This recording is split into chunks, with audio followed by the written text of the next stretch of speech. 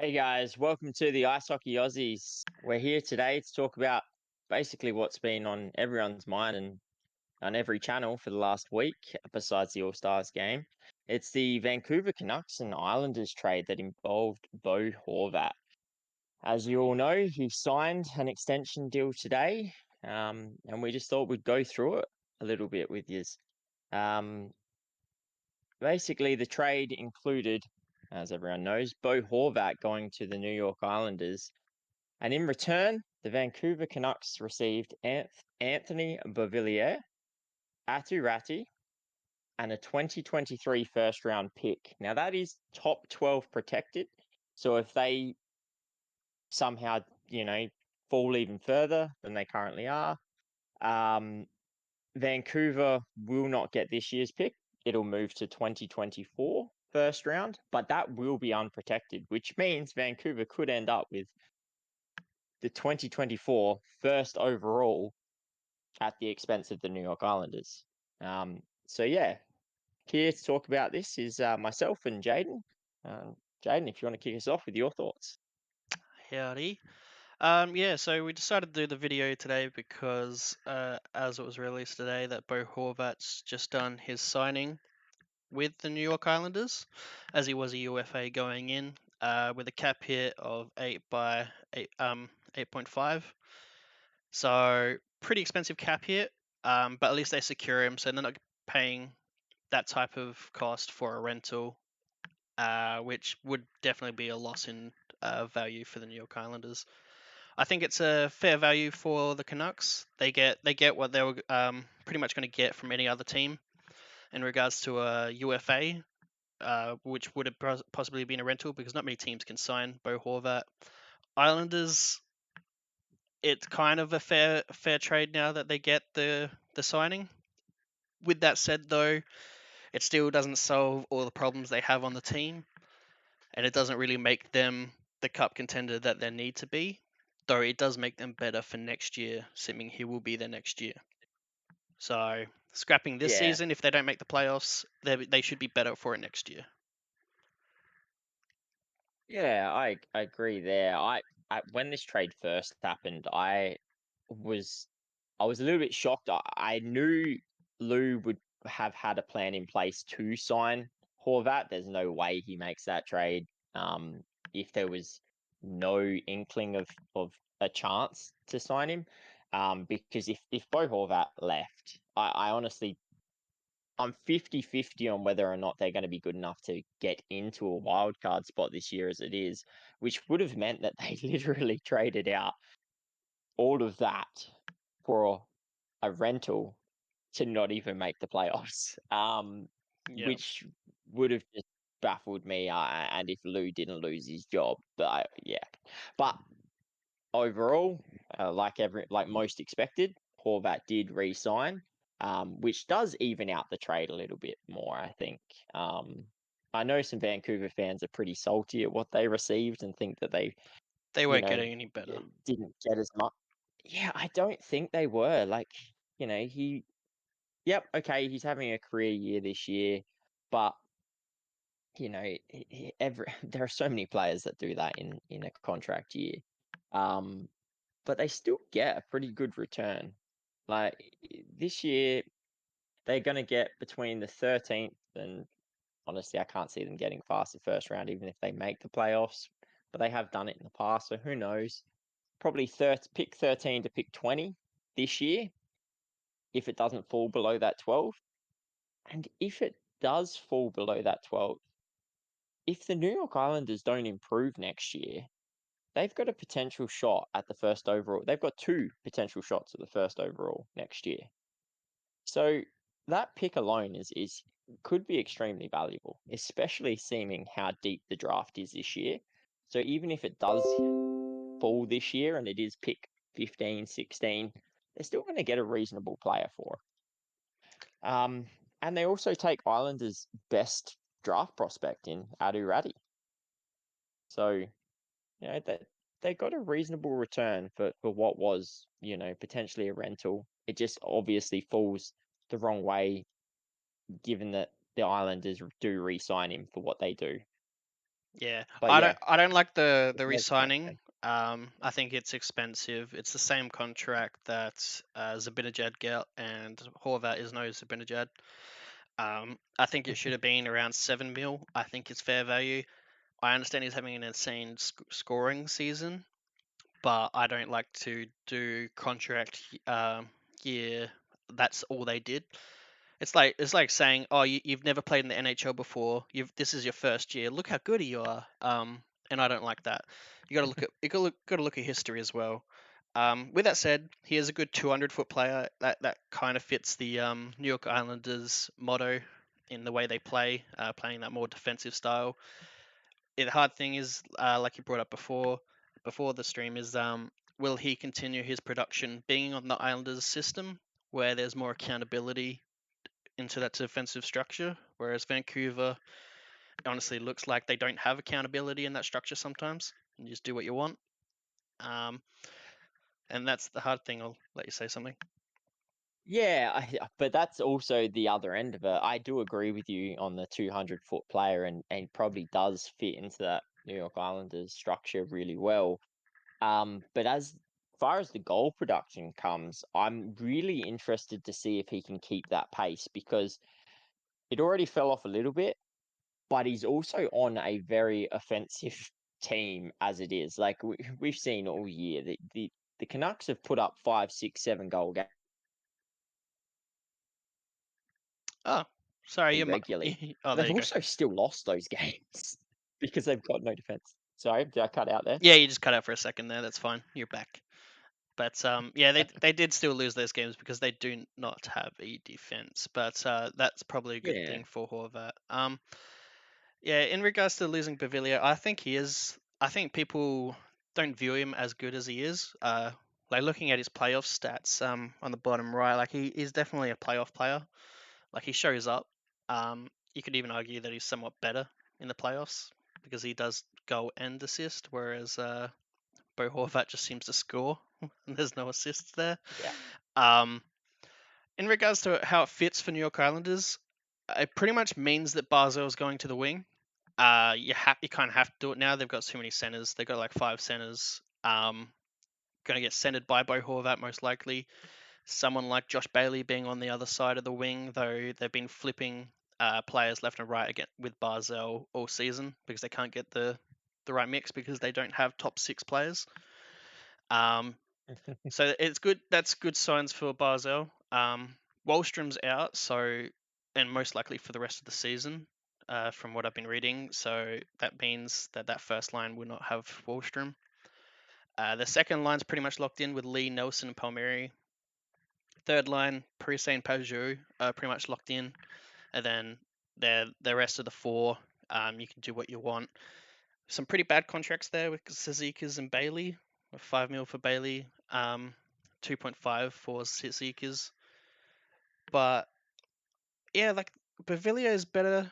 I understand why they get rid of Rati because honestly, like I said, they got all that center depth. Though I would probably prefer him with that contract over someone like a Zizekas. But yeah, I'm not too sure how I feel about it. I feel like they need a top 6 winger now, and they just got rid of one in Beauvillier. So I feel like they're still got Yeah. to make a first or second round draft pick trade to make their team finished, in a sense. Yeah, it's interesting because for a team that's struggling to score goals, they traded out one of their consistent 15 to 20 goal scorer players and winger. Like I get that Horvat, no argue here that Horvat's better than Beauvillier. I'm not even going to try to put that in. Although Beauvillier has been to the playoffs more and shown up more. Um, it's still one of those things that everyone sort of read it off and said, "Oh, well, it's not too big of a deal." But it's a 25-year-old with 2 years left on a pretty reasonable deal that has scored 15 goals or more in 4 out of his first 6 seasons, and he's on track to score 15 plus again this year. Uh, Not saying he's a massive loss, like it's not like everything's going to fall down, but they do lose a decent player to gain a decent player. I get Bavilier is probably more of your middle six forward. Bo Horvat's your top six forward. But yeah, I'm interested to see again that goal production from Horvat, which that's what they got him in for, is to be that center, as you said, for Barzell. I do agree with you on that, but also his goal scoring prowess to sort of increase their goal production. But you're losing 15 goals from Bavilier. Are you gaining? Are you getting 40 goals from Horvat? Is Yeah. he going to produce for the rest of the year? And is he going to produce 40 goals next year and the year after? Because really, that's what you need. If he only scores 25 or 30 goals next year, you've almost lost out just on the Bavilier side of the trade. Yeah. Like I understand it because in the sense just of the players they have, Bailey does not score. You look throughout his history and his career, he's just an assister. That's how he racks his Mm-hmm. points. Barzell has never really scored over 20 goals in a season. He's also an assister, though he looks flashy.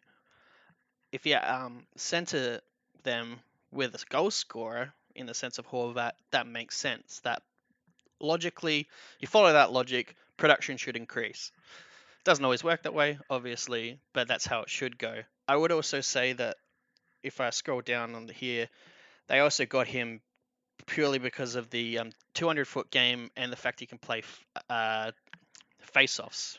I think Barzell is one of the worst in regards to face-offs, and he's equal in ozone defensive zone starts at 14.7%. If I just highlight it here, he's equal basically that with a player like Ovechkin. He's number one in the league with Ovechkin, and the other player is Wallstrom, who is his line mate. So he doesn't play D zone face-offs at all at the start. They get Bo Horvat. It's taken the second most face-offs in the league, and they also have Peugeot at number 5. So they got 2 out of 5 in the top, and that means Peugeot won't need to take as many, and they can have a better player in Horvat on the ice. And yeah, you look at Barzell's face-off percentage. It's just dropped off the face of the earth, only at 36% now this season. He's always been in the Just keeps 40s, getting worse. but it's just Yeah. getting worse. He hasn't focused on it at all, and that's why they need a player that can take those face-offs. Bo Horvat's currently sitting at a 56%, and he was at 57% last year. So that is a big reason why they're moving Barzell to the wing, is because they're doing what they did with Jack Hughes for New Jersey Devils. Can't take face-offs, move him to the wing, and center him with someone who can be more 200-foot responsible and play face-off, and just let the winger go crazy. Yeah, I mean, they've got Pajot, who's a reasonably good face-off taker, but you cannot depend on one face-off taker for their team. Like I was just having a look at some of their stats of their players. Nelson is mid 40s. Josh Paley is low 40s. Not that he takes a lot, but still he's down there. They don't have too many players at all, as you've said. Barzell 36%. I think Anders Lee is just over 50. So yeah, they clearly need someone else. You need to have at least two players that are consistently 50+% in the face-off circle, especially for those D zone face-offs, because you can't just throw Pajot out there every time you're in your D zone. No wonder the guy's not scoring. He's too busy trying to cover them defensively. But yeah, for me, it does make sense getting Yeah, Bo for the face-offs and the offensive production. The face-offs, it'll stay that way. I can't see him getting worse. The question for me is going to be, can he keep that goal production up? Because if he doesn't, this trade and that 8.5 cap hit will be atrocious for the Islanders because it won't help them win a cup.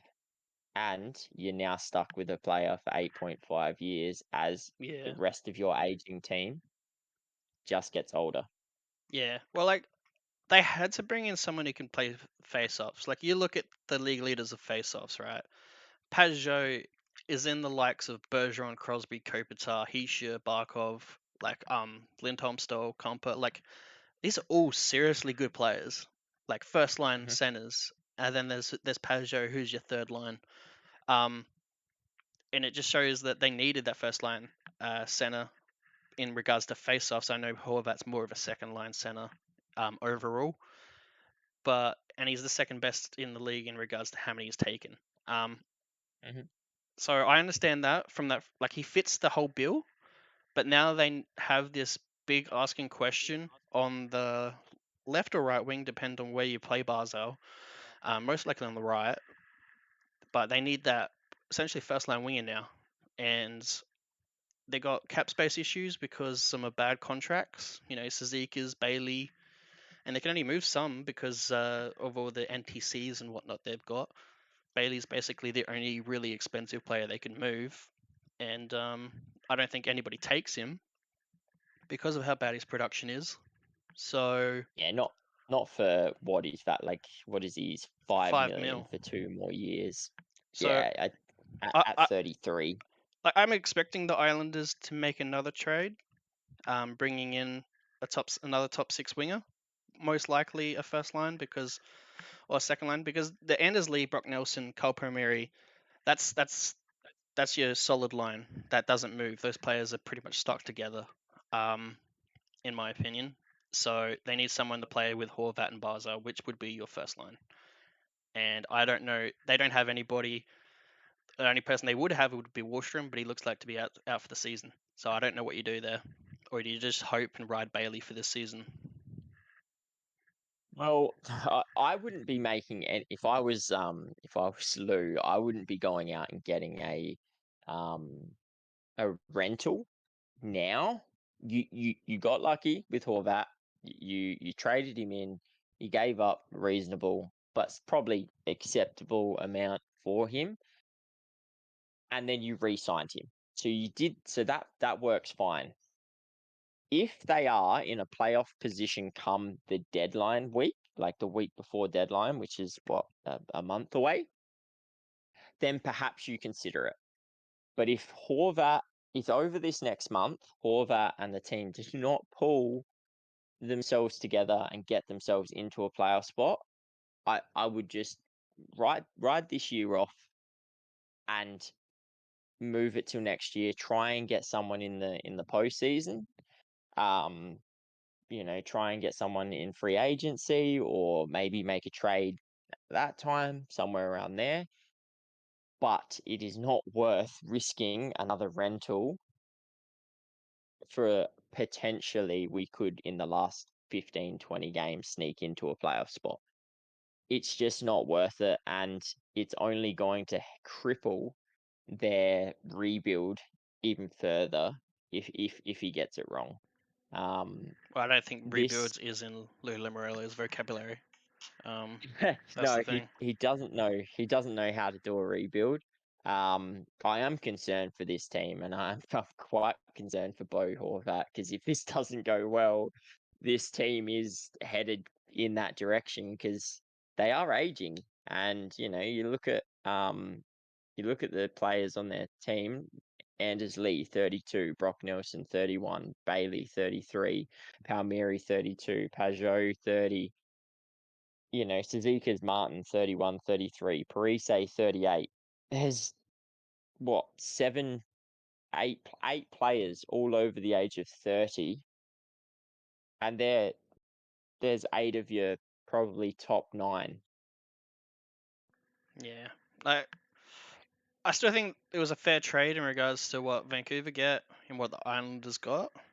I don't like the Mm-hmm. signing in regards to cap hit. I think it should have been around 7 mil. Once again, Yeah. understand he's having a great year, but I'm thinking 7 mil, 8 mil at absolute most. Like if Mm-hmm. you're struggling to come to term, so you're probably looking 7 to 7.5. And I think that 1.5 mil will come to bite him, Mm-hmm. especially if he does not continue his production. And with like what you said, I don't know how they make the moves to have his contract, the last, maybe even 5 years, but for 3 years will be basically wasted Mm-hmm. at the Islanders because they will not be contending at that point. So they've signed him for 8. they're really only going to get 3-4 seasons out of him. And yeah, my issue is that they get rid of Beauvillier, who would have been that solution on the wing. So now they've got to find another solution. And I don't think it's enough to make them the contender that they want to be. Though it is in the right direction, but it is a salary cap era, and I think they've got salary cap issues now with this type of contract. I don't think players on their team are holding their contracts in terms of value. You know, Barzell underperforming his massive contract. Bailey's definitely underperforming. Sazika's underperforming. Even Palmieri's actually been sort of underperforming his contract. One of the best contracts they have is Parise, and that's just because he's getting paid millions from Minnesota. So Yep.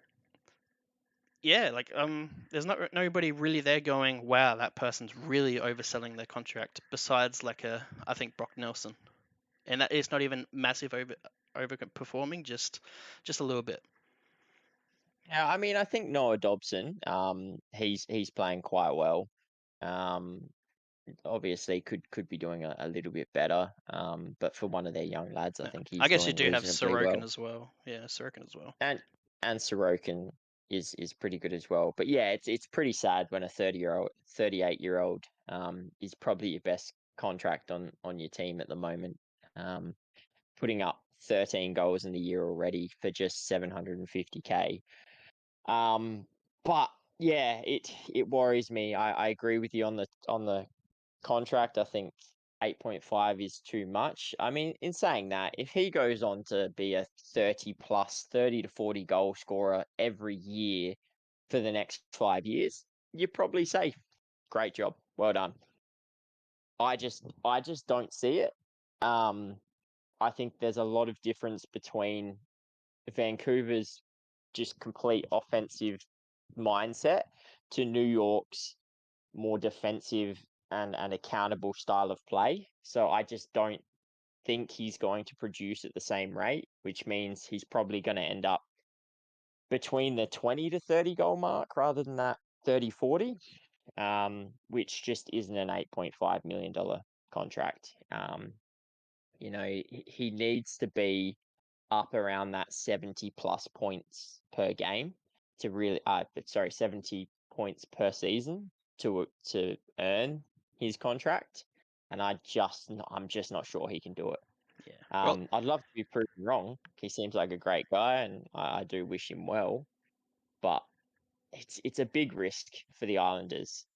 yeah. Well, even Lou Lamoriello Because said he overpaid too long, too much.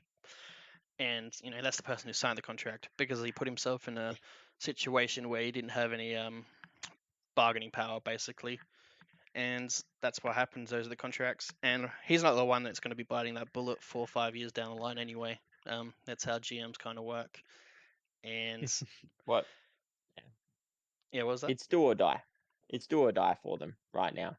Um, so I get he's thrown a Hail Mary, but oh, it it could come back to bite them, that's for sure. Alrighty, I think I'm out of talking points. I guess to summarize, Vancouver get what they needed. They get a player, 2 years. They get a good prospect in Rati, who can develop it on the center line. They've got another first round pick in a deep draft, possibly, or an unprotected 2024, which could be anything. So there's nothing to sniff at. I think they got absolute max value for a UFA. In regards to the Islanders, they get what they need in that center who can do face-offs and play a 200-foot game, and he can score goals. Not at probably the right cap hit, and they still have questions in regards to their winging status on if they're going to bring any more, and it's not enough to push them. So my ultimate value is fair trade. New York Islanders just signed probably they're always going to get 8 years, so just signed for too much money. Yeah. The only other thing I'll point out is from a Canucks point of view, that Anthony Beauvillier side of things, his UFA at the end of next year. which means you're going to move him along at deadline day. And if he happens to, especially on the Canucks team, have an unbelievably good offensive year next year and scores 20 or is at 20 goals by the deadline, that just increases his value, which just adds to this trade. So yeah, I mean, I don't think the trade's over at all. I think next year we'll see what they get for Beauvillier, and that, I think, as a package, you can't be disappointed as a Canucks fan, other than the fact that you've lost probably one of your favorite players. Yeah. So, yeah, or nay on the trade at the end of it all? I'm a nay. I wouldn't have done it from an Islanders perspective. Um, I think it was just the wrong move. I get it was a do or die situation, but I think they've potentially crushed any chance they had at revitalizing this team without a full rebuild. All right. I'm a yay just because they get that center with the face-off and 200-foot game, and he scores goals. I'm a nay on the term and the price, the tag that comes with him, and honestly, I'd have to see a little bit more on what they do, maybe before the deadline this season or what they do next season, because they're definitely not done on revamping this team. Neither teams are, honestly. They're both still going through the processes. Oh, Canucks are going to have a full rebuild, but yeah, the Islanders need something to make this worth it. So look, Lou's been a great GM for many, many years, so he might pull it off, and he might just pull something completely out of nowhere that just turns this team from looking like they're on their way out to right back in and contending. And yeah, I agree with you on the winger. I think they do need that top six winger to replace Josh Bailey. The question is can he do it? And if he does, this Bo Horvat deal is going to look fantastic. But until he does that, I still think, and I agree with you, they're missing pieces. All right. Well, I guess it's just up to them to people in the chat now just to leave a comment. See, yay or nay. Would you do the trade from either team's perspective? Who won? Who lost? Do you like the Bo Horvat signing? And do you agree or disagree with any of our opinions or takes on the trade and signing? And I guess that's it. Don't forget to like, subscribe, definitely leave a comment. And I guess we'll see you next time once the power rankings come back as well. Okay, guys. See you soon.